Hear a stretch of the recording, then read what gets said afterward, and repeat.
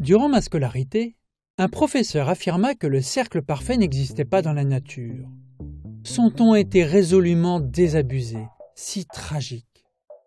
Moi qui étais perfectionniste, cela détruit à mes yeux l'enchantement du monde. Mais reconverti en ingénieur photographe, je me suis mis à nouveau à rechercher le beau en toutes choses. Et c'est ce souvenir d'enfance qui m'a donné l'idée de photographier une goutte d'huile. D'habitude, on ne considère pas cela très ragoûtant. Mais regardez de près une vinaigrette. L'huile n'étant pas miscible avec l'eau, elle forme de minuscules petites taches bien rondes.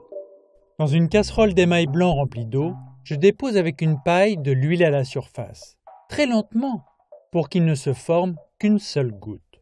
L'huile, qui est hydrophobe, ne veut pas se mélanger à l'eau du vinaigre.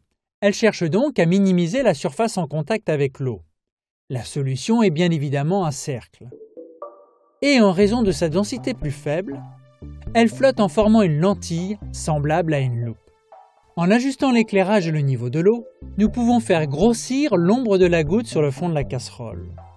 Et nous apercevons d'un coup qu'un jour nouveau semble se lever sur une sphère parfaite. C'est comme si nous projetions sans cesse nos croyances sur la route de nos actions. Ce cercle est-il parfait ou non? Le verre est-il à moitié vide ou à moitié plein? Mais s'affranchir du besoin de juger nous fait prendre conscience que le simple fait que les choses existent est déjà merveilleux.